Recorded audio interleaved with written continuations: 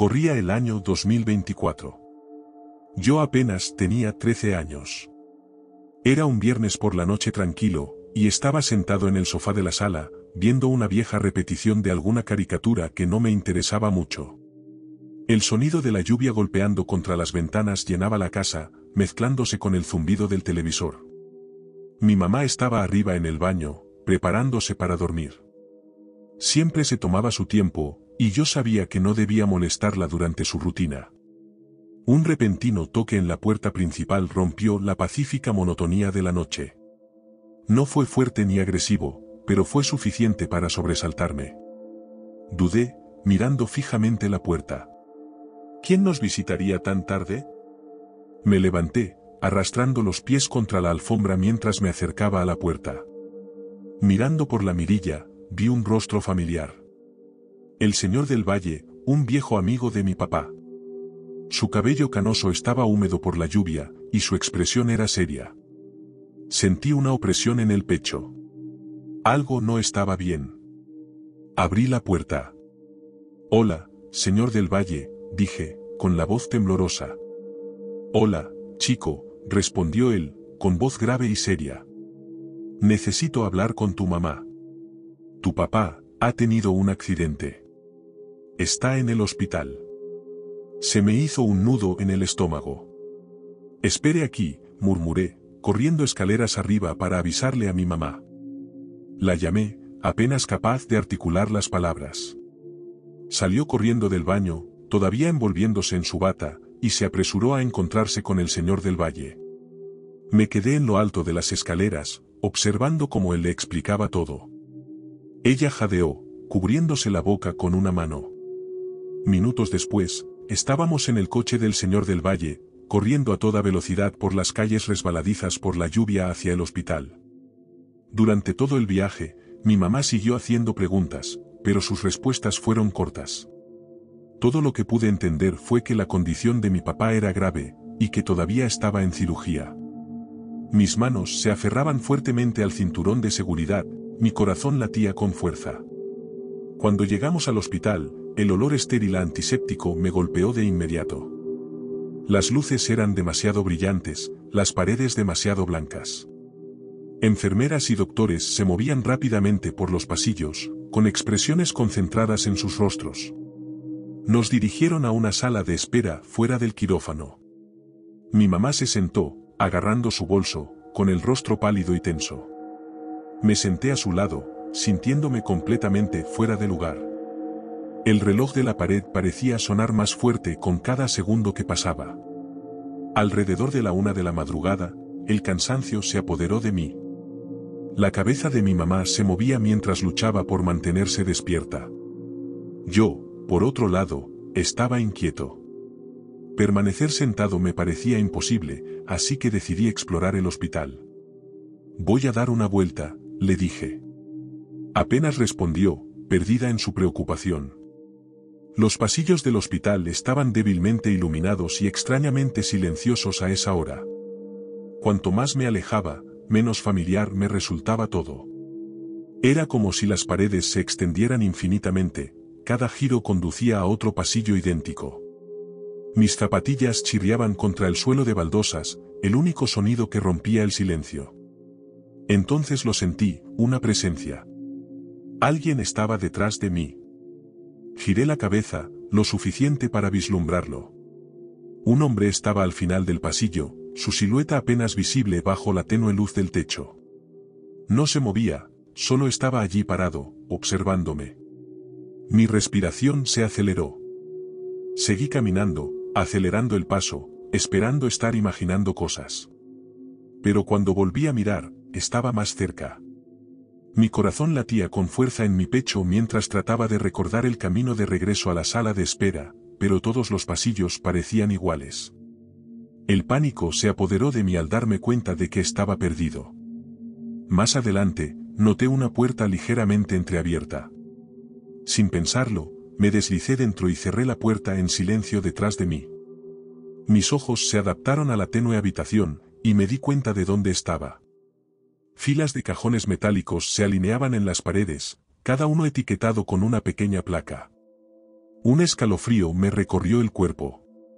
No sabía mucho sobre hospitales, pero incluso a los 13 años, entendía dónde estaba. La morgue.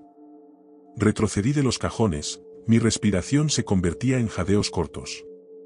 Mi mente corría, tratando de entender lo que estaba sucediendo. Entonces, un fuerte golpe rompió el silencio. Me quedé paralizado, mirando la puerta. El golpe volvió a sonar, pero esta vez me di cuenta de que no venía de la puerta. Venía de uno de los cajones. Sentí que mis piernas estaban pegadas al suelo mientras miraba la fila de compartimentos metálicos. El golpe sonó de nuevo, más fuerte esta vez. Mis manos temblaron mientras alcanzaba la manija del cajón. Justo cuando estaba a punto de abrirlo, una voz detrás de mí me hizo saltar. «Oye, chico, ¿qué haces aquí?» Me di la vuelta para ver a un hombre con bata blanca, un médico. Su rostro era severo, pero sus ojos tenían un toque de curiosidad. Ahí hubo un golpe, tartamudeé, señalando el cajón. Él arqueó una ceja. ¿Un golpe de un cajón de la morgue? No esperó mi respuesta antes de pasar junto a mí y abrir los cajones uno por uno. Observé con horror cómo cada cajón revelaba lo que ya temía. Cuerpos pálidos y sin vida. Mi estómago se revolvió, y di un paso atrás, incapaz de procesar lo que estaba viendo. ¿Ves? Aquí no hay nada más que difuntos, dijo el doctor, con un tono desdeñoso. Pero antes de que pudiera responder, escuché un sonido que me heló la sangre. Pasos. Pasos lentos y deliberados fuera de la habitación. Me volví hacia la puerta, con el corazón acelerado. Los pasos se detuvieron, y la puerta se entreabrió ligeramente. Allí estaba el mismo hombre que me había estado siguiendo. Su rostro estaba en sombras, pero su intención era clara. Los pasos del hombre resonaron detrás de mí mientras corría, mis pulmones ardían con cada respiración. Doblé esquina tras esquina, esperando perderlo, pero los interminables pasillos parecían cerrarse sobre sí mismos. Justo cuando pensaba que no podía correr más, escuché una voz familiar. «Cariño, ¿dónde estás?» Era mi mamá. Su voz era como un salvavidas, sacándome de la pesadilla. Corrí hacia el sonido, con lágrimas corriendo por mi rostro. Cuando la alcancé, me derrumbé en sus brazos, sollozando. «¿Qué pasó?», preguntó, con la voz llena de preocupación. Me giré para señalar al hombre, pero había desaparecido. El pasillo estaba vacío. Más tarde, cuando me tranquilicé, le conté todo a mi mamá. Se mostró escéptica, pero lo suficientemente preocupada como para informarlo al personal del hospital. La seguridad registró las instalaciones, pero no encontró a nadie que coincidiera con la descripción del hombre que me había seguido. A la mañana siguiente, hablamos con el mismo médico que había conocido en la morgue. Cuando le conté sobre el sonido de los golpes, me miró con una mezcla de confusión y lástima. «Debes haber estado soñando», dijo. «No hay forma de que alguien pueda golpear desde dentro de uno de esos cajones». No discutí, pero sabía lo que había oído. Hasta el día de hoy, todavía puedo escuchar ese golpe resonando en mi mente. Y en cuanto al hombre que me siguió, nunca lo atraparon. A veces, a altas horas de la noche, me pregunto quién era y qué quería. Pero sobre todo, me pregunto sobre ese sonido en la morgue. ¿Fue solo mi imaginación, o fue algo mucho peor?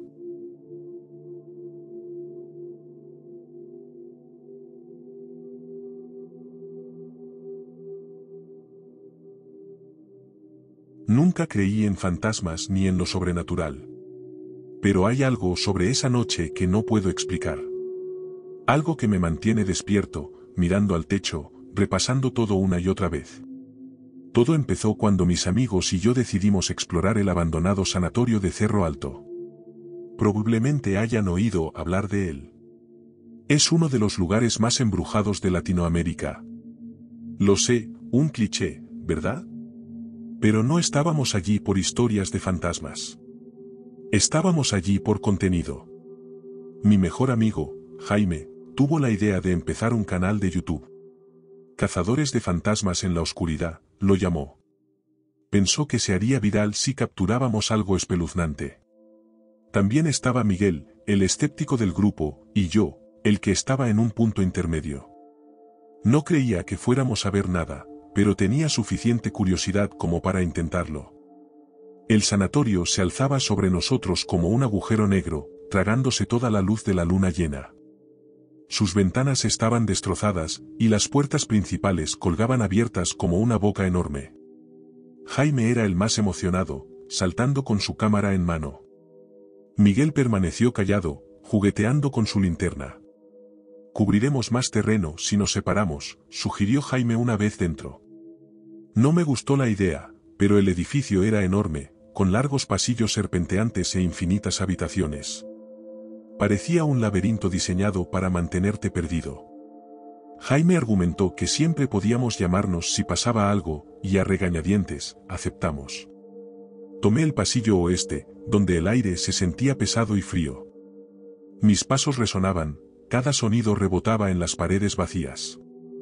Las habitaciones que pasé eran casi todas iguales, pintura descascarada, muebles volcados, cristales rotos.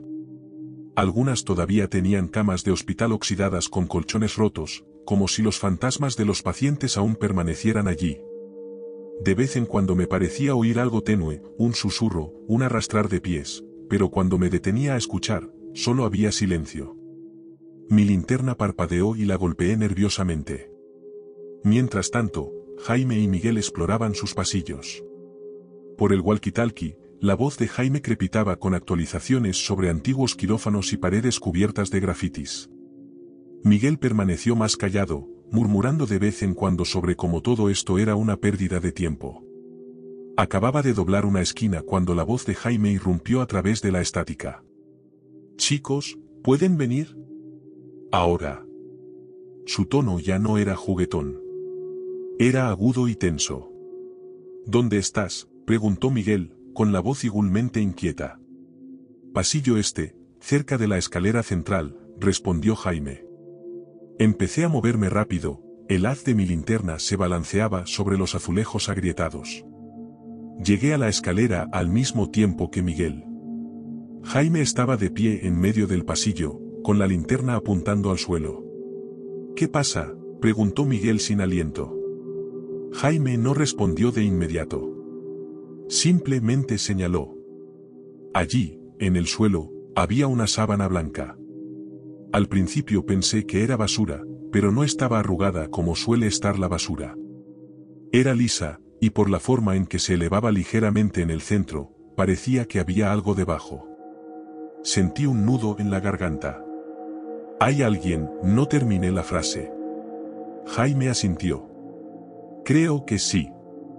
Al principio pensé que era solo una manta, pero está demasiado ordenada. Y no se mueve». Miguel se burló, tratando de ocultar su miedo. «Probablemente sea un indigente durmiendo. Vámonos». Pero Jaime negó con la cabeza. «Tenemos que comprobarlo». «¿Y si está herido?». Ninguno de los dos discutió. Jaime siempre fue el valiente. Jaime se arrodilló junto a la sábana, con la linterna todavía apuntando a ella. Su mano se cernía sobre el borde. «Aléjense», dijo.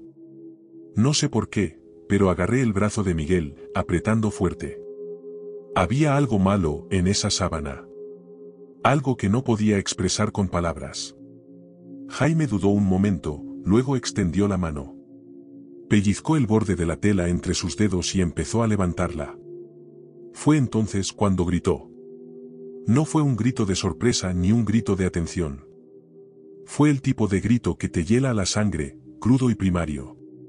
Se puso de pie de un salto, dejando caer la linterna, y antes de que pudiera procesar lo que estaba sucediendo, estaba corriendo. Miguel y yo no esperamos a hacer preguntas. Salimos corriendo tras él, nuestros pasos resonando en la oscuridad, nuestra respiración entrecortada. No nos detuvimos hasta que estuvimos afuera, jadeando bajo la pálida luz de la luna. Jaime estaba caminando de un lado a otro, con las manos temblorosas.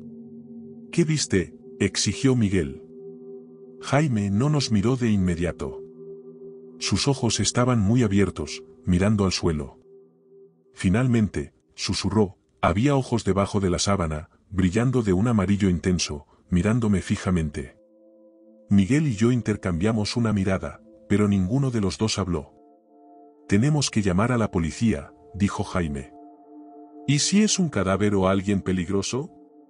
La policía llegó unos 20 minutos después. Los llevamos al lugar, pero cuando llegamos, la sábana había desaparecido. Los oficiales registraron la zona, pero no había nada. Ni sábana, ni cuerpo, ni ojos brillantes. Solo un pasillo vacío. Tomaron nuestras declaraciones, aunque me di cuenta de que no nos creían. Uno de ellos, un hombre mayor con cara de cansado, me apartó. «Sabes», dijo, «hay una historia sobre este lugar. Dicen que algunos de los pacientes nunca se fueron. Quizás ustedes, chicos, deberían mantenerse alejados». Más tarde esa noche, después de que hubiéramos vuelto a casa, revisamos la grabación. La cámara de Jaime había estado grabando todo el tiempo. Adelantamos hasta la parte en la que se acercaba a la sábana. El vídeo mostraba a Jaime arrodillado, extendiendo la mano, y luego estática. Cuando la imagen volvió, la cámara estaba en el suelo apuntando a nuestros pies en retirada. Nunca subimos el vídeo. Tampoco volvimos al sanatorio. Jaime dejó de hablar de ojos brillantes después de un tiempo, pero sé que todavía los ve en sus pesadillas.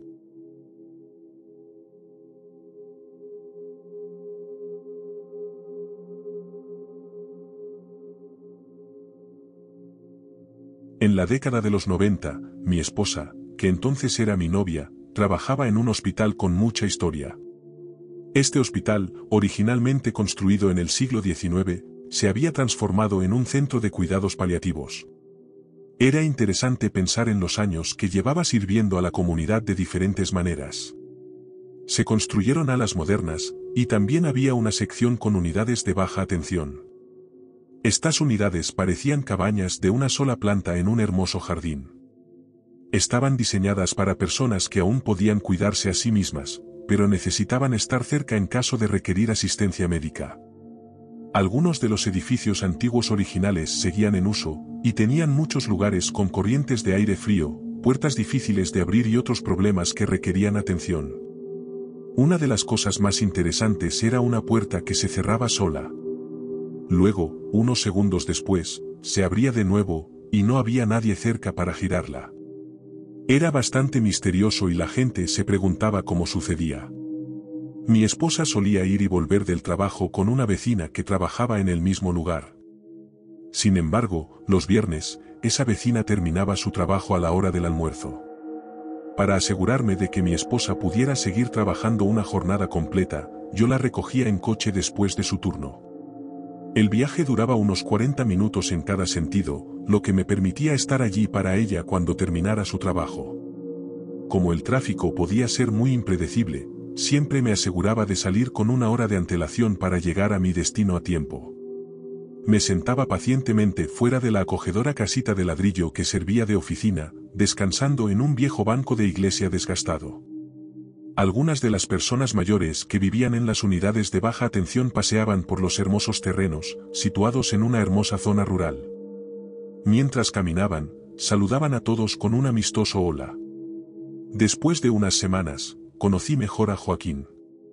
Tenía unos 80 años y vivía en una unidad de baja atención donde recibía asistencia con las actividades diarias. Tenía algunos problemas de salud recurrentes que lo hacían pasar varios días en el hospital. Después de eso, volvía a casa durante unas semanas para descansar y recuperarse. Planeaba cuidadosamente mi rutina, y todos los viernes, estaba sentado en ese familiar banco de iglesia, esperando pacientemente mi llegada. Me gustaba conversar con él. Era agradable compartir pensamientos e ideas. Tenía una gran experiencia de vida y había visto y hecho muchas cosas durante su juventud. Le encantaba compartir esas historias y yo disfrutaba escuchando cada una de ellas. Joaquín tenía un clásico Toyota Celica de los 80. Era un coche elegante que llamaba la atención allá donde iba. Sus líneas elegantes y su color vibrante lo hacían destacar en la carretera, y a Joaquín le encantaba la sensación de estar al volante de un vehículo tan memorable. Ya no podía conducir el coche, pero sentía una gran reticencia a desprenderse de él. Siempre que su familia lo visitaba, les pedía que lo llevaran a dar una vuelta. A menudo me pedía que lo llevara a dar una vuelta, pero yo apenas lo conocía.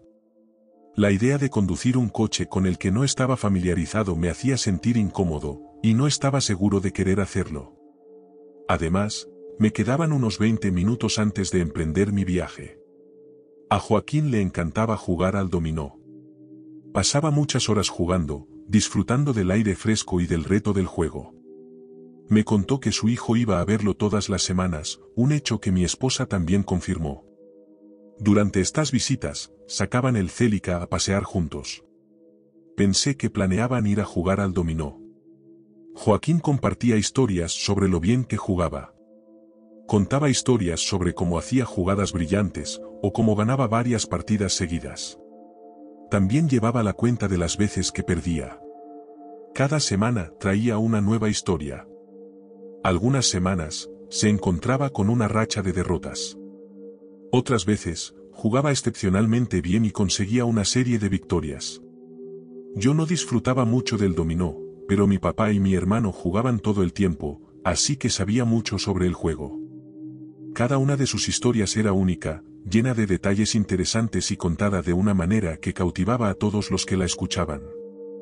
Después de terminar de hablar de los emocionantes momentos del juego de dominó de la semana, compartía conmigo sus experiencias como joven en la Fuerza Aérea. Tenía muchas historias fascinantes de la Segunda Guerra Mundial que le encantaba contar. Trabajó en la Fuerza Aérea durante muchos años como mecánico. Con el tiempo, se convirtió en jefe de equipo, guiando a sus compañeros mecánicos. También asumió el importante papel de formar a nuevos mecánicos y compartir sus conocimientos y habilidades con ellos. Después de un tiempo, asumió el papel de profesor de oficios en una escuela técnica. Dedicó unos 10 años a este trabajo, compartiendo sus conocimientos y habilidades con los estudiantes antes de que finalmente decidiera jubilarse. Compartió muchas historias sobre la creación de nuevas piezas con cualquier material que pudieran encontrar para que las cosas funcionaran correctamente. Había historias de fracasos e incidentes divertidos que ocurrieron en el taller, y luego estaban las historias divertidas de sus días de universidad. Era un tesoro de entretenimiento para mí.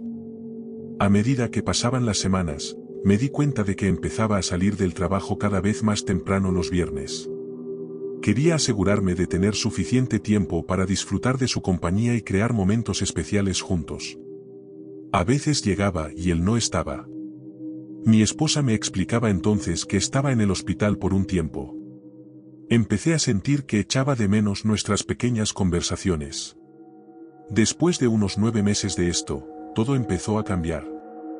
Este viernes parecía una vuelta a nuestra rutina habitual. Ya no estaba en el hospital y estaba sentado a mi lado en el banco de la iglesia una vez más. Compartió la historia del juego de dominó que jugaron durante la semana. Necesitaba ir al baño, así que pedí permiso cortésmente para poder ir. Cuando volví, ya no estaba. Le conté la noticia a mi esposa, y ella respondió: «Ay, lo siento mucho. Olvidé mencionarlo, pero Joaquín falleció a principios de esta semana». Pero yo estaba allí mismo, conversando con él, justo antes de ir al baño. Compartió conmigo todos los emocionantes detalles sobre el juego de dominó. ¿Cómo pudo pasar eso? ¿De verdad crees que es el mismo Joaquín? A la semana siguiente, vi que su coche ya no estaba aparcado en su lugar habitual bajo la cochera de su unidad. En su lugar, lo habían trasladado al aparcamiento de visitantes, que era bastante diferente de donde estaba normalmente. En lugar del vehículo habitual, había una gran camioneta 4x4 aparcada allí. Tenía un gran remolque enganchado en la parte trasera, y el remolque estaba parcialmente lleno de varios muebles y varias cajas apiladas unas encima de otras. Me hizo parar y pensar por un momento. Sentí como una señal de que se había ido, pero en el fondo, seguía aferrándome a la esperanza de que estuviera vivo y bien. Después de todo, justo una semana antes, habíamos estado charlando y compartiendo historias. Me acerqué a la unidad y descubrí a su hijo ocupado clasificando las cosas del interior. Me tomé un momento para presentarme y contarle un poco sobre quién soy. Él sabía de mí. Joaquín había compartido detalles sobre nuestras conversaciones de los viernes. Dijo que su padre había muerto el martes anterior. No quería que se sintiera mal, así que decidí guardar silencio sobre nuestra conversación de la semana anterior, solo 3 días después de su fallecimiento. Pero ahora tenía la prueba de que no era el cuerpo humano de Joaquín el que estaba sentado en ese banco de iglesia hablando conmigo. Continuó diciendo que a su padre le gustaba estar delante de la gente, y que esperaba que no me estuviera aburriendo. De hecho, es muy diferente de lo que se podría pensar. Charlamos un rato sobre algunas de las divertidas historias de la guerra y compartimos experiencias de la Fuerza Aérea.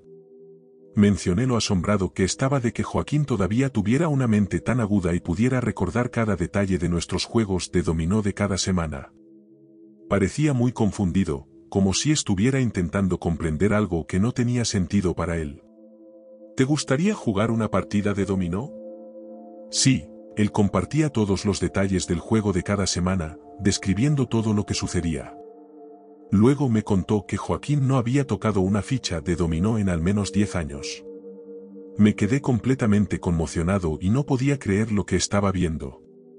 Su hijo me contó que todos los jueves recogía a Joaquín. Primero iban al cementerio a visitar la tumba de la esposa de Joaquín. Después, se dirigían a un acogedor café para almorzar juntos. Una vez que terminaban de comer, hacían la compra. Finalmente, paraban a llenar el coche de combustible antes de volver a casa. Se tarda entre 4 y 5 horas en total. Me gustaría saber aproximadamente cuánto tiempo podría necesitar para completar una partida de dominó. No dijo nada sobre ninguna de esas actividades. Me sorprende mucho cómo pudo recordar tantos detalles. Las historias del dominó debieron de provenir de sus propias experiencias pasadas, porque la forma en que describía todo con tanto detalle era demasiado vívida para ser imaginada.